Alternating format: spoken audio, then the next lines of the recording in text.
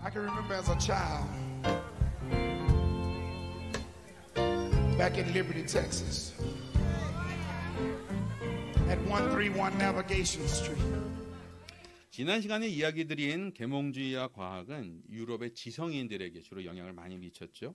근데 실제로 일반 사람들한테는 이 영향들이 시간을 미치는데 시간이 꽤 걸립니다.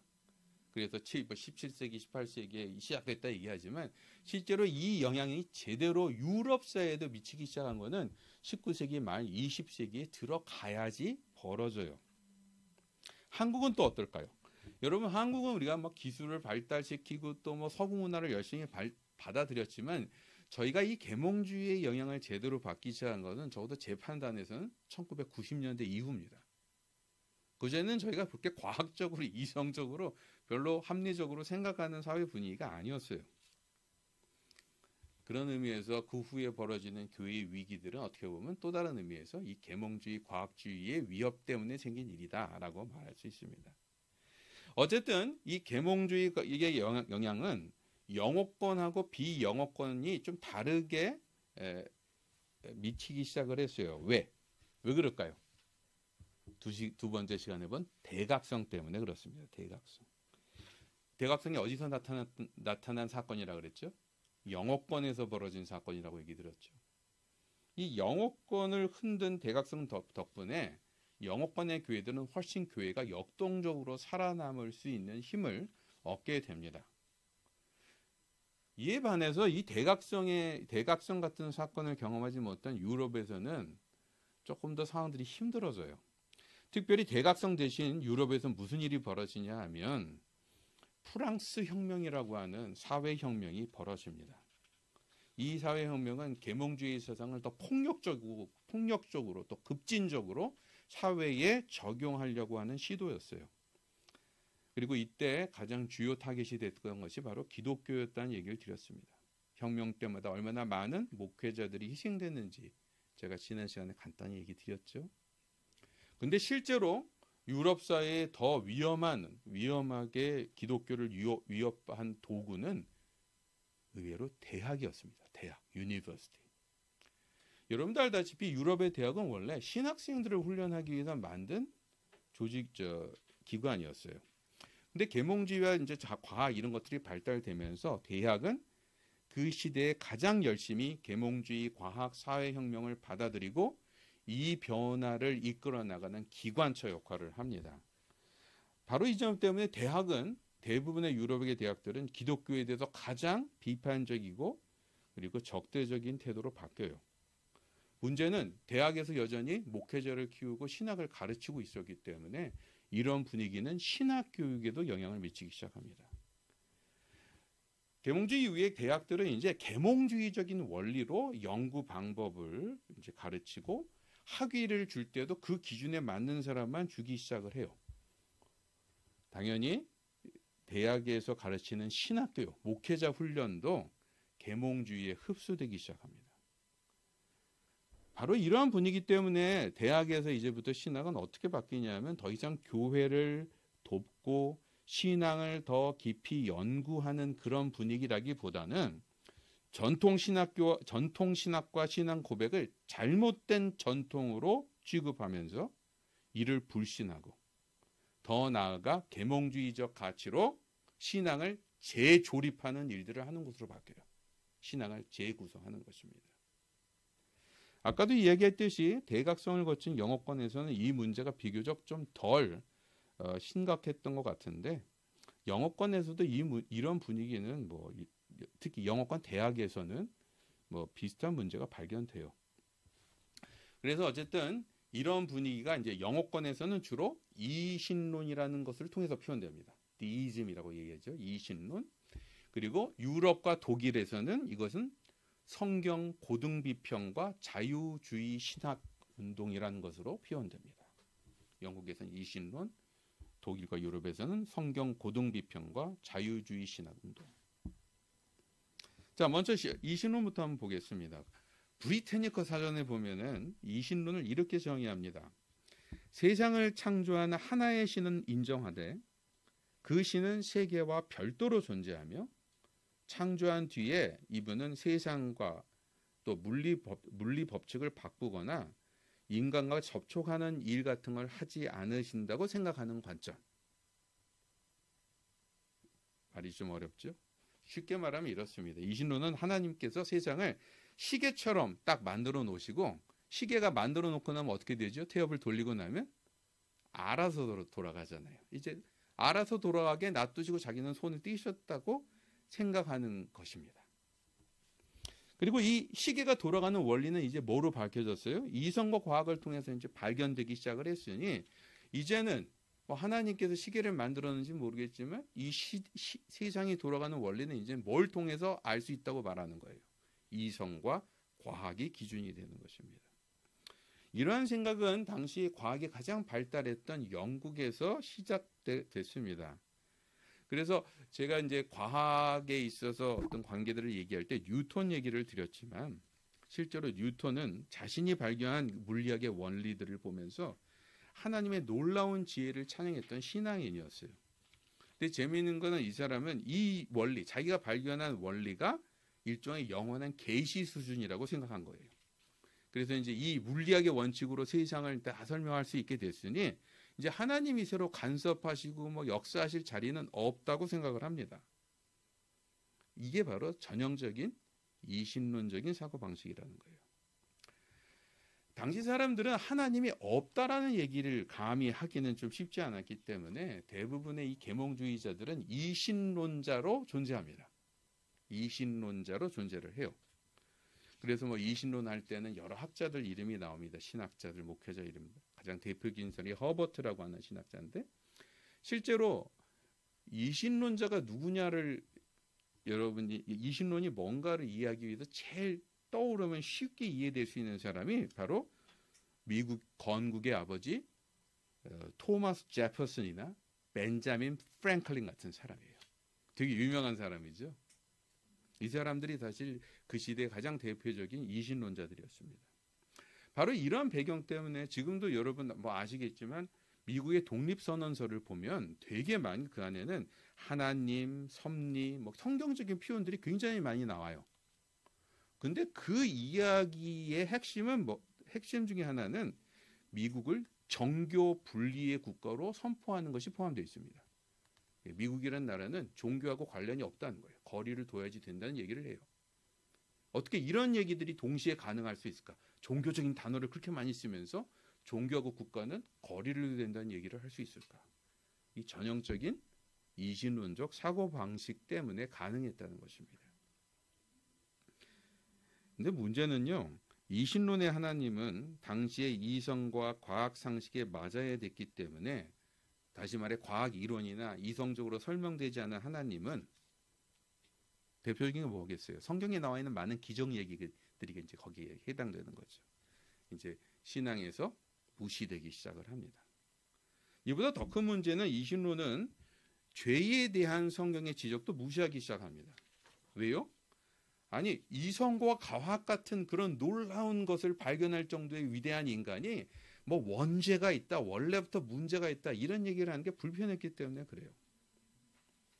그래서 이신론자들은 적어도 하나님의 존재를 믿었지만 결과적으로는 계몽주의의 틀로 하나님을 재구성한 것입니다. 그러니까 이성이 설명할 수 있는 그런 요소만 뽑아서 하나님을 새로 만든 거예요.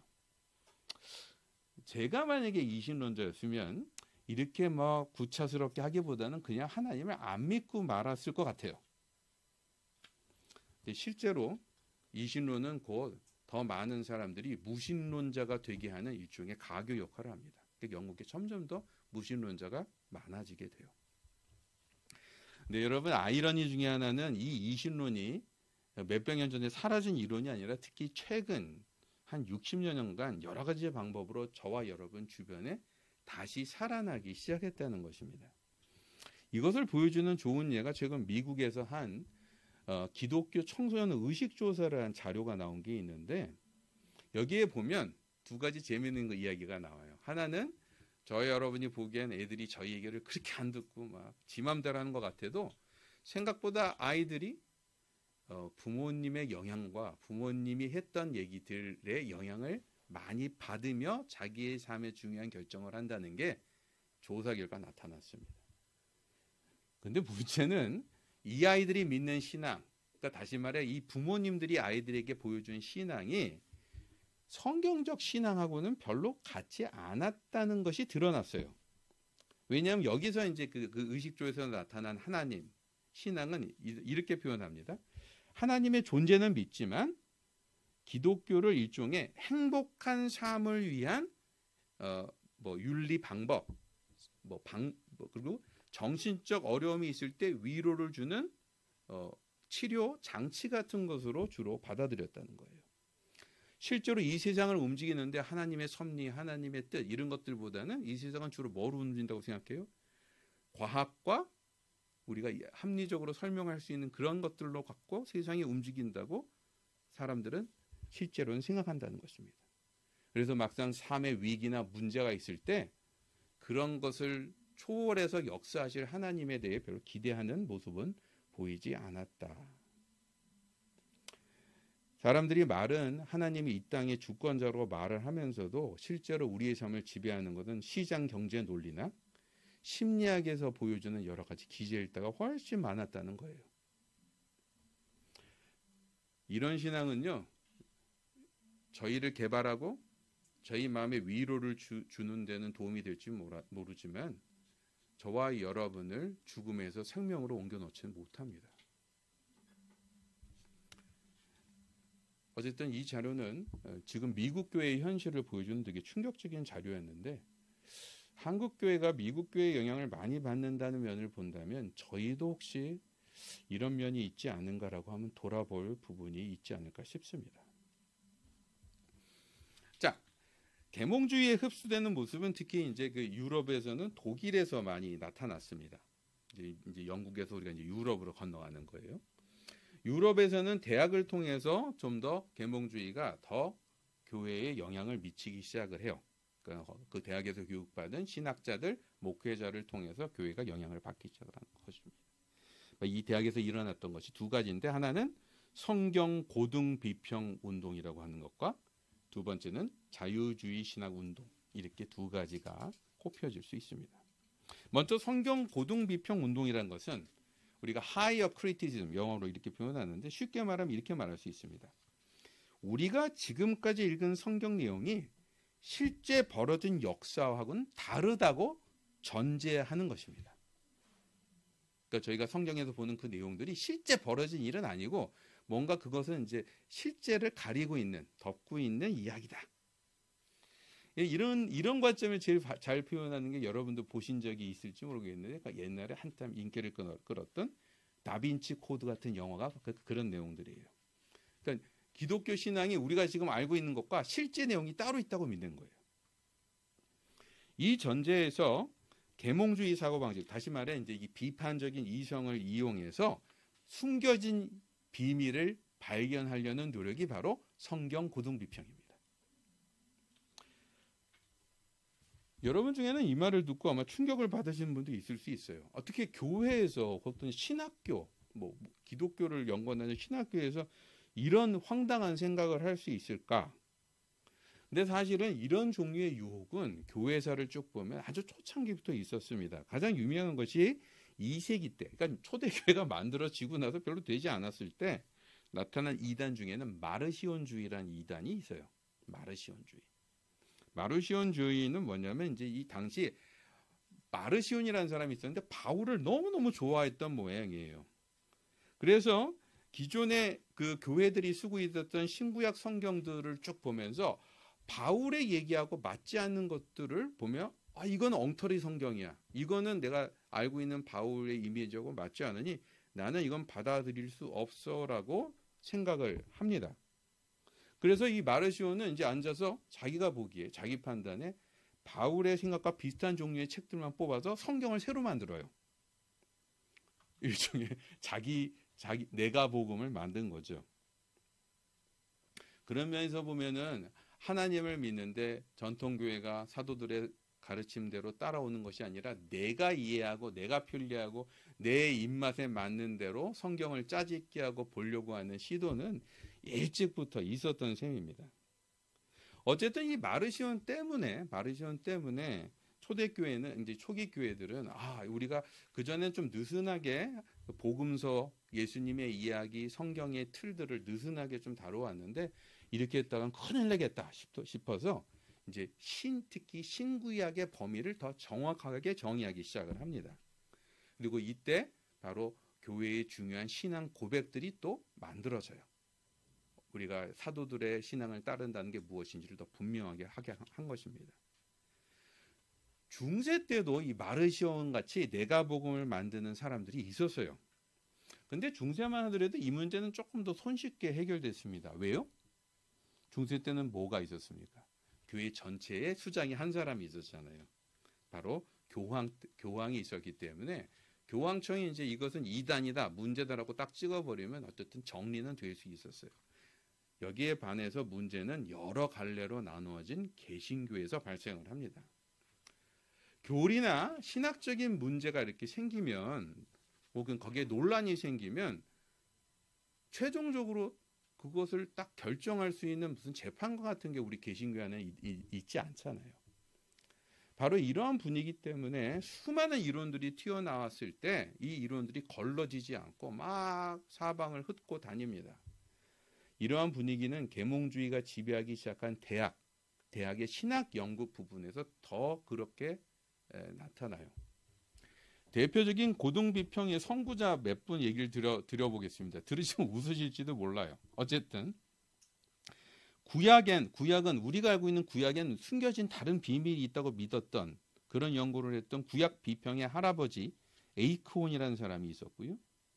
모세 오경이 특별히 이스라엘 역사에 존재했던 4개의 종교 파벌의 입장을 짜집기한 책이라고 주장하는 학자가 줄리어스 벨하우젠이라고 하는 사람이 있었습니다.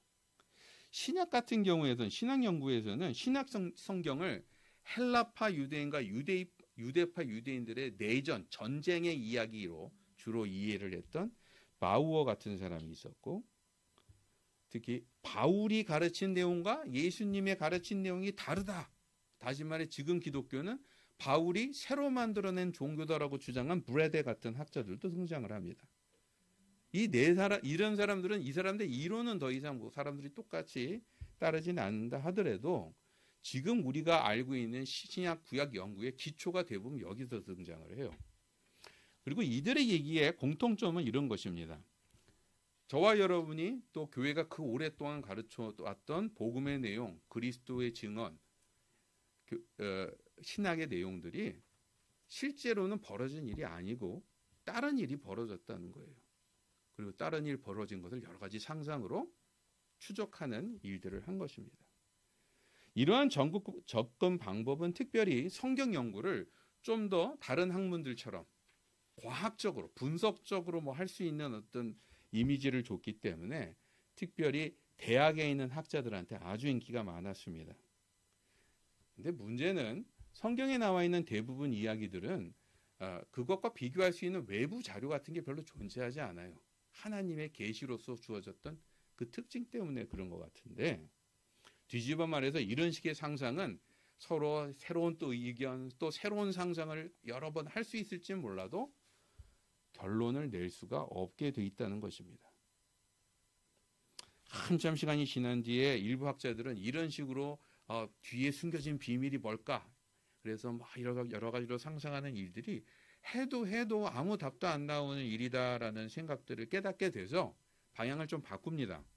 그래서 성경 자체, 성경 본문에 있는 내용들을 더 분석하거나 또 생각하는 그런 연구로 좀 방향이 바뀌기도 해요. 문제는 대학에서 주로 하는 성경 연구의 분위기는 초창기하고 별로 달라지지 않았다는 것입니다.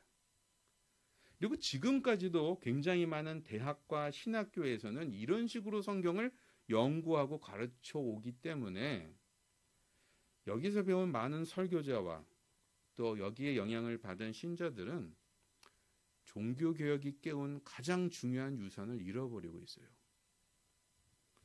그것은 바로 성경 말씀에 대한 신뢰입니다. 성경 말씀에 대한 신뢰. 성경 말씀이 저와 여러분의 신앙과 삶, 세상의 진짜 모습을 보여주는 하나님의 계시라는 그 신뢰를 잃어버리며 신앙생활을 하게 되었다는 것입니다. 자, 여기에 더해서 자유주의 신학 운동이 등장을 합니다. 어떤 사람들은 이제 자유주의 신학 운동 얘기를 하면 아까 목사님 말씀하신 고등비평 그 얘기 아니에요? 라고 아마 말씀하실 수도 있어요. 근데 실제로 자세히 내용을 보면 고등비평과 자유주의 신학 운동은 좀 다른 뿌리에서 이야기가 시작됩니다. 나중에 두 가지가 이제 서로 많이 도움을 주긴 했지만 말이에요. 17세기, 18세기 때, 특히 18세기 때 유럽 사회에서 이제 계몽주의와 과학이 엄청나게 막 인기를 끌기 시작을 했는데, 특별히 예술가들이 보기에는 좀 이게 너무 사람들이 너무 가라다, 너무 드라이하다 이렇게 느꼈던 모양이에요. 특히 감정적으로 세상과 사람들을 이해하는데 너무 메마르게 만든다라고 불평하는 사람들이 늘어납니다. 바로 그 때문에 일어난 반발이 낭만주의라고 하는 운동이에요. 낭만주의, 로맨티시즘. 물론 근데 낭만주의도 별로 기독교적인 운동은 아니었기 때문에 기독교 메시지로 뭐 다시 돌아가자 이런 데는 관심이 없었고, 대신 헬라, 그리스나 북유럽의 고대 신화 이야기, 요즘 우리가 마블 영화 보면 맨날 나오는 거 있지 않나요? 토르 같은 거. 이런 이야기들을 끄집어내다가 이 이야기 속에 들어있는 인간의 정서와 감정 같은 이야기, 정서와 감정에 주목을 해서 이런 것을 더 키우고 더 이야기하고 더 격려하는 운동을 벌입니다.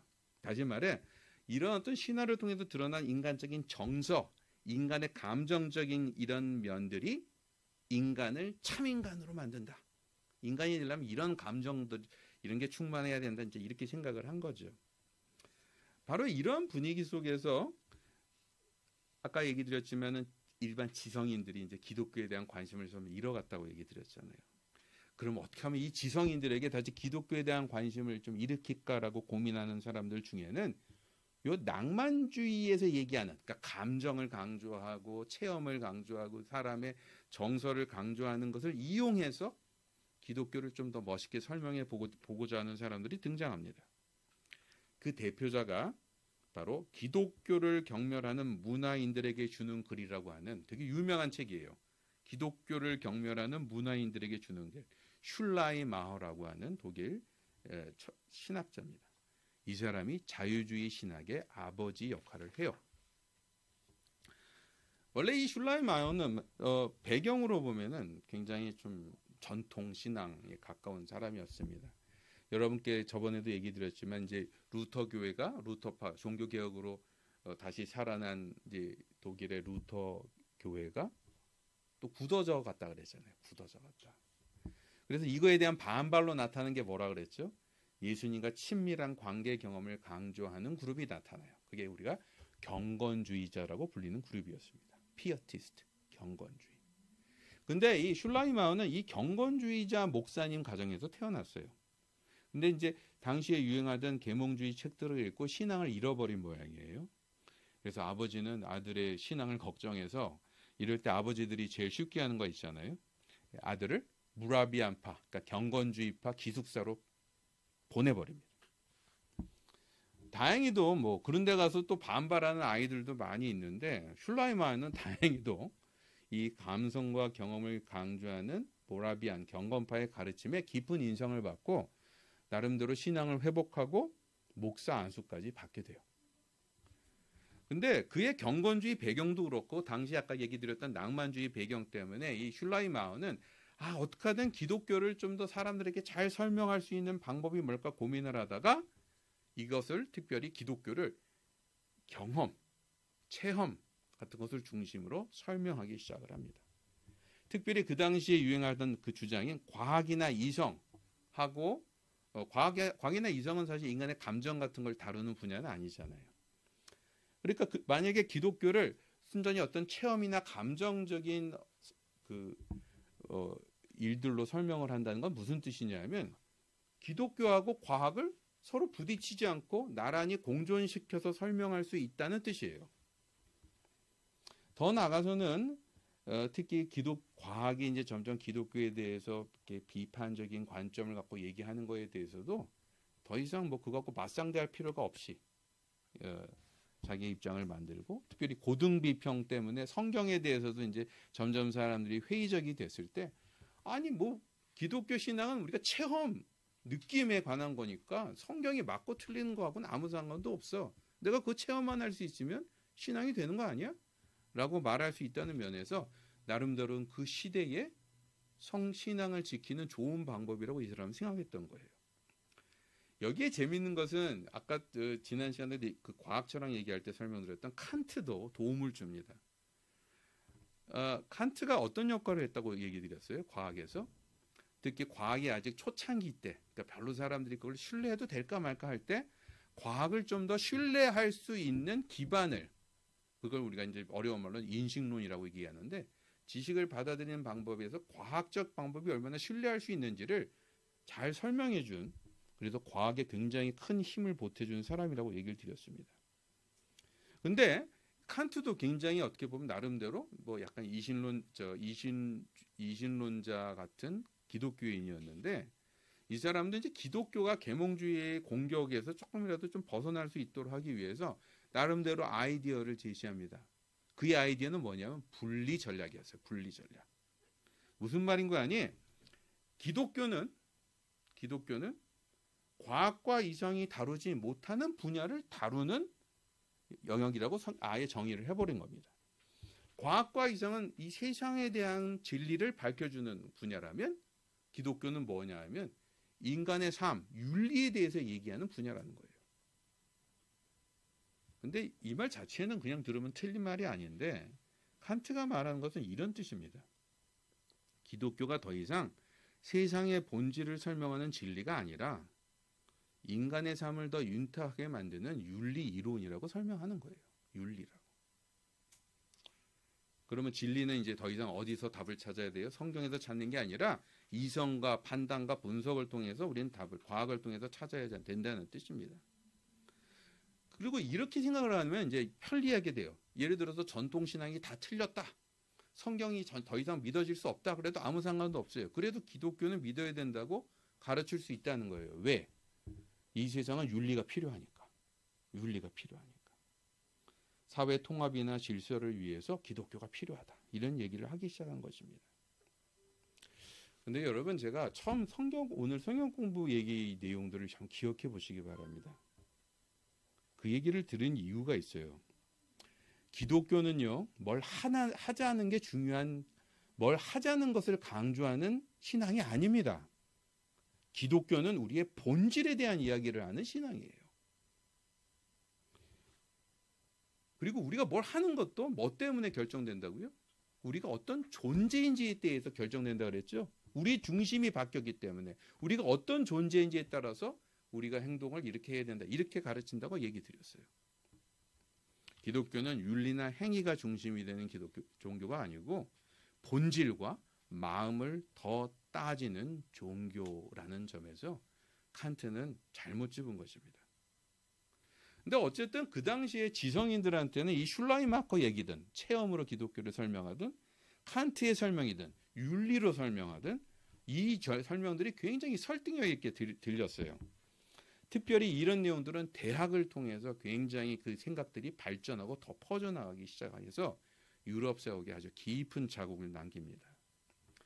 슐라이마우는 기독교를 단순히 경험과 윤리의 종교로만 설명한 게 아니라 신학 연구하는 방법 자체, 포커스도 바꿔버려요. 그동안 신학은 유럽 대학에서 신학은 하나님에 대한 연구였어요. 하나님을 연구하는 게 신학이었어요. 말 그대로 신학, 하나님에 대한 연구.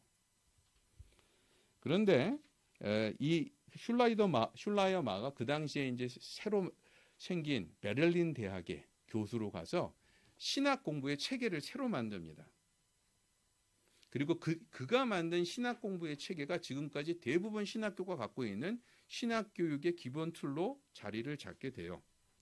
무슨 말인 거냐? 그전에는 신학 공부를 할 때 하나님을 알기 위한 얘기부터 시작해서 이것이 예수님, 우리의 삶, 죄 문제, 교회 쫙 연결되는 것을 하나하나씩 이렇게 연결되는 내용들을 밟아가는 식으로, 추적해가는 식으로 공부를 했다면 그런 이제 흔적들이 여러분도 잘 아시는 하이델베르그 신앙 고백이나 이런 데 보면 나와요. 근데 그런 식으로 그 전에 신학을 하나의 연결된 틀로 다루었다면 슐라이마허부터는 이제 신학을 분야를 막 나눠 갖고 그걸 따로따로 다루기 시작해요. 뭐 성경 신학 따로 다루고, 역사 신학 따로 다루고, 조직 신학 따로 다루고, 실천 신학 따로 다루고, 다 따로 다루기 시작을 하는 것입니다. 덕분에 신학은 그냥 딱 보기에도 막 전문화, 일반 학문처럼 전문화된 학문처럼 보이긴 했지만 문제는 여러분 신앙에서 다루는 많은 주제들은요 서로 다 연결되어 있는 내용들입니다. 성경을 얘기하려면 조직 신학을 얘기해야 되고요. 조직 신학을 얘기하려면 교회 역사를 얘기해야 되고요. 교회 역사를 얘기하려면 교회의 지금 현실들을 얘기해야 되고, 다시 말해 이 모든 것들이 다 연결돼 있어요. 선교만 이야기하고 교육만 이야기하고 설교만 이야기하고 이렇게 해서는 우리가 신앙 생활을 건강하게 균형 있게 제대로 할 수 없다는 것입니다. 그리고 이런 분야들을 다 나누다 보면 각 분야들이 이제 자기네만 잘났다고 얘기하는 경향이 생겨요. 그래서 각 분야 중에 우리는 역사 신학이 제일 중요하다. 우리는 성경 신학이 제일 중요하다. 우리는 뭐 실천 신학이 제일 중요하다. 이러면서 서로 싸우면서 또 그 어느 한쪽에만 강조하다 보면 어떤 일이 벌어지겠어요? 치우치게 되고 균형을 잃게 되고 그 풍성함들을 제대로 못 누리는 일들이 벌어지게 된다는 것입니다. 이보다 더 큰 문제는 이제 이 슐라이마허의 이제 접근이 신학 교육의 초점도 바꿔놔요. 그 전까지는 아까 말한 대로 신학 교육을 하나님에 대한 연구로 봤다면 이제부터는 윤리에 대한 연구, 인간에 대한 연구로 포커스를 살짝 바꿔 놓습니다. 그리고 자유주의 신학 때문에 특별히 성경 고등 비평, 다시 말해 성경을 별로 신뢰할 수 없다고 생각을 해도 별로 상관없는 기독교가 만들어지게 돼요. 다시 말해 신앙은 역사적 사실과 별로 연결될 필요가 없는 윤리 문제이거나 아니면 모든 사람이 하는 어떤 보편적 경험의 문제라고 설명하기 시작했다는 것입니다. 특별히 이 후자 같은 경우에는 이후에 니칠 혹은 하르낙 같은 독일 자유주의 신학의 거성들에 의해서 점점 더 많은 사람들에게 퍼져갑니다. 재밌는 것은요, 이제 이러한 흐름들은 특별히 최근 들어와선, 요즘에 와서는 이 교회 연합운동, 에큐메니칼 운동을 하는 사람들과 같이 주로 많이 연결이 돼서 거기를 중심으로 많이 이제 자리를 잡고 있습니다. 그래서 이제 현대 기독교에서 현대 교회의 어떤 전체 이 지도를 놓고 보면 자유주의 신학을 대놓고 가장 아직도 이제 이런 생각들로 신학을 이야기하고 기독교를 얘기하는 그룹들은 대부분 우리가 에큐메니컬 운동, 교회 연합을 주로 하는 운동들 속에서 발견됩니다.